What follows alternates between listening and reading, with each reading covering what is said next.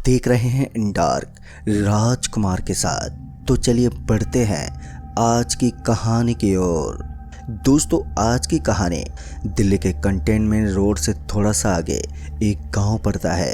तो इस वीडियो में हम इस कहानी का जिक्र करने वाले हैं, जिसकी कहानी आज भी लोगों के बीच में काफ़ी ज़्यादा पॉपुलर है और उसके बारे में लोग हकीकत होने का दावा भी करते हैं। तो आइए जानते कि आखिर ऐसी कौन सी घटना है जिसको सच माना जाता है और उस घटना का जिक्र करने से पहले लोगों को 10 बार सोचना पड़ता है। तो आइए जानते इस कहानी को बेहद ही करीब से। हेलो दोस्तों, मेरा नाम जितेंद्र गुप्ता है और आज मैं आपको मेरे साथ हुए उसी गांव की एक घटना के बारे में बताने वाला हूं। दरअसल मैं आपको बता दूं कि मैं एक पिज़्ज़ा डिलीवरी का काम करता हूं और उस दिन मेरे साथ कुछ ऐसा हुआ था जिसके बाद मुझे रात को कहीं पर भी जाने से डर लगने लगा था। वैसे तो मैं एक फूड डिलीवरी कंपनी में काम कर रहा हूं, लेकिन उन दिनों रात के काम में मुझे काफ़ी हद तक डरा दिया था। हुआ कुछ ऐसा था कि मैं अपने ऑफिस के किसी काम में लगा हुआ था और इस वक्त रात के लगभग 8:30 बज रहे थे। चारों तरफ अंधेरा हो गया था और इस घनघोर अंधेरे के अंदर मुझे लोगों की चहलकदमी ज़्यादा नजर नहीं आ रही थी। दरअसल उस समय मैं एक चौराहे पर खड़ा था। दिल्ली के कंटेनमेंट रोड को भी वैसे तो भूतिया बताया जाता है, लेकिन रात को मैं वहाँ से काफ़ी बार गुजर चुका था, तो मुझे भूत प्रेत जैसी चीज़ों पर इतना ज़्यादा विश्वास नहीं होता था। और ख़ासकर मैं उस दिल्ली के कंटेनमेंट रोड पर भूत प्रेत होने का दावा तो बिल्कुल भी सच नहीं मानता था। मुझे तो लगता था कि सब लोग बस झूठ बोलते हैं, भूत प्रेत जैसी कोई भी चीज़ नहीं होती। लेकिन दोस्तों, एक बात आपने सुनी होगी कि कुछ चीज़ें विज्ञान से हटकर होती हैं जिनको विज्ञान भी समझ नहीं पाता। दिल्ली के कंटेनमेंट रोड की भी कुछ ऐसी कहानी है। कभी कभी वैज्ञानिक लोग भी उस रोड के बारे में सोचकर हैरान हो जाते हैं। बड़े बड़े लोगों का दावा हुआ है कि जो कभी भी भूत पिशाच को नहीं मानते थे, उन्होंने कंटेनमेंट रोड पर आने के बाद भूत प्रेत को मानना शुरू कर दिया। लेकिन आज मुझे 5 साल हो गए थे, मगर आज से पहले मैंने कभी भी इस रोड के ऊपर भूत पिशाच को नहीं देखा था। और अक्सर मैं रात को 10 बजे के आसपास यहाँ से गुजरता रहता हूँ और आज भी ज़्यादा समय नहीं हुआ था। चारों तरफ अंधेरा छाया हुआ था। अंधेरा इतना ज़्यादा था कि मुझे वहाँ से सामने की रोड भी साफ साफ नज़र नहीं आ रही थी। जब मैंने अपने मोबाइल फ़ोन के अंदर ऑर्डर को देखा तो मैंने पाया कि मुझे यहाँ से करीब 7 किलोमीटर आगे जाना था। यहीं से थोड़ा आगे एक कस्बा पड़ता था और उस कस्बे के अंदर मुझे इस डिलीवरी को करना था और उसके लिए मुझे अभी भी 15 से 20 मिनट का टाइम तो आराम से ही लगने वाला था, क्योंकि यहाँ से जो रास्ता निकलने वाला था वो काफ़ी कच्चा रास्ता था। फिर उसके बाद मैंने उस रास्ते के ऊपर अपनी बाइक को चलाना शुरू कर दिया था और दिल्ली का कंटेनमेंट रोड अब बहुत ही पीछे रह गया था। धीरे धीरे मेरी बाइक आगे बढ़ने लगी और उसके साथ साथ मेरे दिल की धड़कनों में भी तेजी आ रही थी। सच कहूँ तो आज से पहले मेरे साथ ऐसा कभी नहीं हुआ था। एक तो वो अंधेरी रात और ऊपर से चारों तरफ बिखरा हुआ ये सन्नाटा मेरे जिस्म के अंदर एक अजीब सा डर पैदा कर रहा था।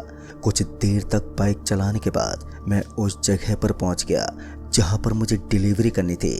लेकिन हैरान की बात तो ये थी कि जिस घर के अंदर मुझे डिलीवरी करने को कहा गया था, उस घर के आसपास मुझे कोई दिखाई नहीं दे रहा था।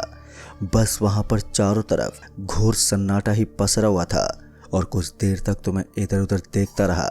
लेकिन उसके बाद जब मुझे लगा कि यहाँ पर कोई नहीं है, तो मैंने फ़ोन करना शुरू कर दिया, जो नंबर मुझे दिया गया था, मगर फ़ोन भी अब कोई उठा नहीं रहा था। फिर थोड़ी देर के बाद मुझे फ़ोन का जवाब आया और जैसे इस बार मुझे फ़ोन आया तो मैंने फ़ोन उठाकर सामने वाले को पूरी बात बता दी कि इस समय मैं उसके घर के सामने हूँ और कब का यहाँ पर पहुँच गया हूँ। दोस्तों, मेरी बात सुनकर उसने कहा, आप गलत रास्ते पर हो, आप एक काम करो, वहाँ से थोड़ा आगे आ जाओ और मैं भी अपने दूसरे घर में आया हुआ हूँ और मेरे उस घर में वहाँ पर कोई नहीं है। तो आप एक काम करो कि वहाँ से एक कच्चा रास्ता पकड़कर पैदल पैदल मेरे ऑर्डर को मेरे पास ले आओ। अब उस खाने के अंदर काफ़ी सारी मिठाइयाँ थी और हम मिठाई जैसी चीज़ को ऐसे खुलेआम लेकर बिल्कुल भी नहीं घूम सकते थे। लेकिन जब हमें अपने कस्टमर को डिलीवरी करनी थी तो मैं इसके लिए मजबूर हो गया था। उसके बाद मैं ना चाहते हुए भी उसकी तरफ चल पड़ा। जहां पर मुझे उसने बुलाया था। फिर कुछ दूर आगे जाने के बाद मुझे अपने सामने की दिशा में एक छोटी सी और अजीब सी परछाई दिखाई देने लगी। इस परछाई को देखकर मुझे लग रहा था जैसे कोई बिल्ली या कुत्ते की परछाई है, लेकिन मैं इस बात को साफ तरीके से जाहिर नहीं कर पाया था कि ये सच में किसी कुत्ते या बिल्ली की परछाई थी। दिखने में वो काफ़ी अजीब लग रही थी, लेकिन जैसे जैसे मेरे कदम उस दिशा में बढ़ते जा रहे थे जिस तरफ मुझे बुलाया गया था, तो मेरे साथ साथ उस अजीब सी परछाई के पांव भी नजर आने लगे और ऐसा लग रहा था कि ये मेरे साथ साथ चलती जा रही है। अब मुझे थोड़ी घबराहट होने लगी थी और मेरे मन में एक अजीब सा डर बैठ गया था, और जिस वजह से मैंने तेज तेज चलना शुरू कर दिया। फिर कुछ देर के बाद मैं ठीक उसी लोकेशन पर पहुंच गया जहां पर उस आदमी ने मुझे बुलाया था। जैसे मैं वहां पर पहुंचा तो मैंने देखा कि मुझे वहां एक छोटी सी और पुरानी सी झोपड़ी नजर आ रही थी। उस झोपड़ी को देखते मेरे दिमाग सनक गया, क्योंकि अगर उस आदमी को इस झोपड़ी के अंदर ही रहना था तो उसे इतना आलीशान मकान बनाने की क्या ज़रूरत थी। बाद में मैं उस झोपड़ी के दरवाजे पर जाकर खड़ा हो गया और उस आदमी को फ़ोन करने लगा, लेकिन इससे पहले कि फ़ोन लगा पाता कि एक आदमी अचानक ही मेरे पीछे से आ गया और उसने मेरे कंधे पर हाथ रख दिया। एक बार के लिए तो अब मैं घबरा गया था, लेकिन जैसे मैंने पीछे पलट कर देखा तो मेरी तो हालत ही ख़राब हो गई, क्योंकि उसके मेरे कंधे पर हाथ रखते ही मैं पूरी तरह से डर गया था। मगर जब मैं पीछे मुड़ा तो मैंने देखा कि एक बौना सा आदमी मेरे पीछे खड़ा था और मेरी आंखों में आंखें डालकर लगातार मुझे देख रहा था। मुझे उसका इस तरह से खुद को देखना कुछ ठीक नहीं लग रहा था, लेकिन बाद में मैंने ज़्यादा ध्यान नहीं दिया और उस आदमी से कहा, लीजिए भाई साहब, ये रहा आपका ऑर्डर। ये सुनते ही उसने मेरी तरफ देखा और उसके बाद ना जाने उसे ऐसा क्या सूझा कि उसने अचानक मेरे पैर पर एक जोर से लात मार दी, जिस वजह से मैं सीधा ज़मीन पर गिर पड़ा। और ज़मीन पर गिरते ही मेरे ऊपर की तरफ मुझे काले काले बड़े बड़े साए मंडराते हुए वहाँ पर नज़र आने लगे, और अचानक से मुझे उस जानवर की वो परछाई जैसे दिखाई देने लगी थी, जो कि कुछ देर पहले मेरे साथ साथ चल रही थी। अब प्यास की वजह से मेरा गला सूखता जा रहा था और मेरे जिस्म के अंदर मुझे एक अजीब सी घबराहट महसूस होने लगी थी। मैं किसी भी हालत में अपने आप को इस तरह की मुसीबत में धकेलना नहीं चाहता था, लेकिन मेरी गलतफहमी ने मुझे एक भयानक संकट के अंदर लाकर खड़ा कर दिया था।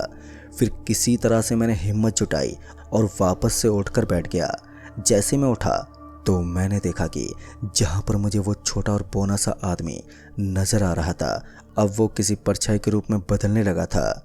अब उसका आधा शरीर किसी काले धुएं के रूप में परिवर्तित हो गया था, तो उसका आधा शरीर अभी भी किसी इंसान की तरह बना हुआ था, और मुझे डराने के लिए बस इतना ही काफ़ी था। मैं इतनी बुरी तरह से डर गया था और मैं बोलने चालने की कोशिश तक नहीं कर पा रहा था। मेरे हाथ पैर पूरी तरह से ठंडे हो गए थे और मेरे शरीर ने काम करना तक बंद कर दिया था। फिर उसके बाद मैंने धीरे धीरे अपने आप को हिलाने की कोशिश की और वहाँ से उठकर भागने की फिराक में था, लेकिन तभी ना जाने उस आदमी को क्या सूझा कि उसने मेरे चारों तरफ चक्कर काटना शुरू कर दिया, और उसको देखने के चक्कर में मुझे भी अब सब कुछ घूमता हुआ नजर आने लगा। और फिर उसके बाद मैं बेहोश होकर वहीं नीचे गिर पड़ा। मुझे नहीं पता, लेकिन नीचे गिरने के बाद मुझे ऐसा लग रहा था जैसे कि किसी ने मेरे सर में बहुत ही ज़ोर से हथौड़ा मार दिया है, और उसके बाद मुझे नहीं मालूम कि कैसे मेरी आंखें बंद हो गई। फिर जब दोबारा मैंने अपनी आंखें खोलकर अपने आजू बाजू में देखने की कोशिश की तो इस बार मैंने देखा कि मैं वहीं पर पड़ा हुआ था, लेकिन इस बार मेरे ऊपर की तरफ मुझे वही झोपड़ी नज़र आ रही थी जिसके पास मैं डिलीवरी करने आया था, और ऊपर से मेरा फ़ोन भी बंद आ रहा था। फिर जब मैंने फ़ोन की तरफ देखा तो फ़ोन पर मेरे कंपनी के बॉस था, और फिर जैसे ही मेरी नज़र उस नंबर पर पड़ी तो मैं एकदम से उठा, और उसके बाद तुरंत ही फ़ोन उठाने के लिए मैंने अपना हाथ फ़ोन की तरफ बढ़ाया, और किसी तरह से मैं फ़ोन उठाने में कामयाब भी हुआ, लेकिन मैं अपने बॉस की आवाज़ को ठीक से सुन नहीं पाया, और उसके बाद फ़ोन कट हो गया। मुझे समझ में नहीं आया कि आखिर मेरे साथ ये सब हो क्या रहा था, और यहाँ पर ऐसी कौन सी बला है जो मेरे पीछे इस तरह हाथ धोकर पड़ी है। दोस्तों, मुझे समझ में नहीं आ रहा था कि ऐसी स्थिति में मुझे क्या करना चाहिए। फिर कुछ देर तक सोच विचार करने के बाद मुझे लगा कि अब मुझे यहाँ से भागने की कोशिश करनी चाहिए, लेकिन यहाँ से भागना भी मेरे लिए इतना आसान नहीं होने वाला था, क्योंकि यहाँ पर चारों तरफ मेरे लिए जाल बिछाए गए थे। और ऐसी स्थिति में मुझे कुछ समझ में नहीं आ रहा था कि आखिर मैं करूँ तो करूँ क्या। फिर कुछ देर तक सोचने के बाद जब मुझे लगा कि मुझे इस झोपड़ी से बाहर निकल जाना चाहिए, तो मैं किसी तरह दबे पाँव उस झोपड़ी के दरवाजे के पास पहुंच गया। मगर जैसे मैं उस दरवाजे के पास पहुंचा और बाहर की तरफ देखने लगा तो मेरी आंखें फटी की फटी रह गई। दरअसल मैंने देखा कि वो जो बौना सा आदमी मुझे नज़र आ रहा था, अब उसके साथ साथ मुझे उसकी पूरी गैंग दिखाई दे रही थी और उन सभी के हाथ में कुछ तीखे तीखे हथियार थे। कुछ लोगों ने तो वहाँ पर आग जला रखी थी और किसी इंसान की खोपड़ी से वो खेल रहे थे। दोस्तों, ये सब देखने के बाद तो मेरी हालत अब और भी ज़्यादा ख़राब हो गई थी, क्योंकि मुझे ऐसा लग रहा था कि अगली बारी मेरी ही होने वाली है। और जैसी स्थिति में मैं अभी यहाँ पर बैठा हुआ था, उसे देखकर तो मुझे भी ऐसा ही लग रहा था कि अब तो मुझे पक्का मरना ही होगा। फिर उसके बाद मैं दबे पाँव उस झोपड़ी से बाहर निकल आया और जैसे मैं झोपड़ी से बाहर निकला तो मैं वहाँ से धीरे धीरे अपनी बाइक की तरफ बढ़ना शुरू कर दिया, क्योंकि अगर मैं किसी तरह से एक बार अपनी बाइक के पास पहुँच जाता तो उसके बाद मेरा यहाँ से भागना काफ़ी ज़्यादा आसान होने वाला था।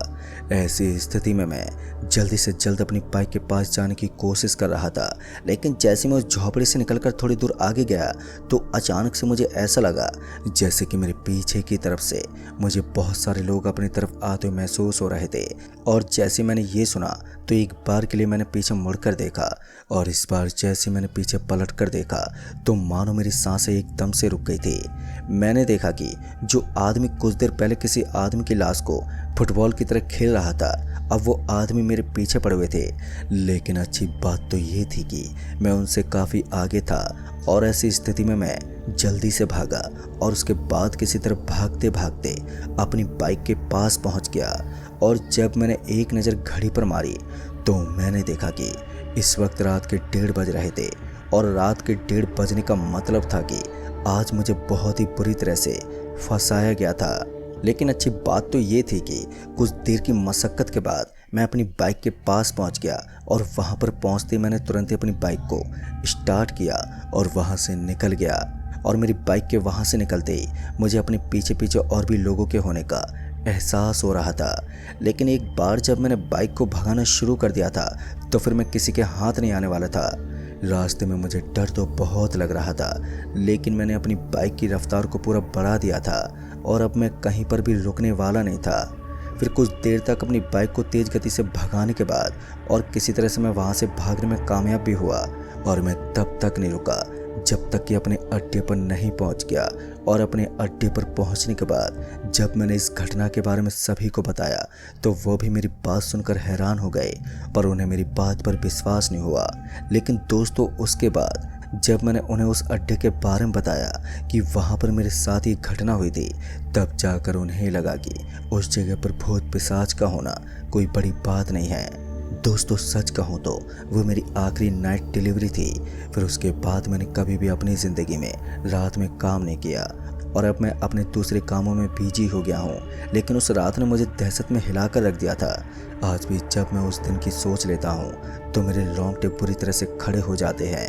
तो दोस्तों, इस कहानी में बस इतना ही। कहानी आपको पसंद आई हो तो वीडियो को लाइक शेयर ज़रूर कर दें, और साथ ही हमें नीचे कमेंट बॉक्स में ज़रूर बताएं। तो मैं आपका दोस्त राजकुमार जल्द ही मिलूँगा ऐसी एक और नई कहानी के साथ। तब तक के लिए बाय एंड टेक केयर।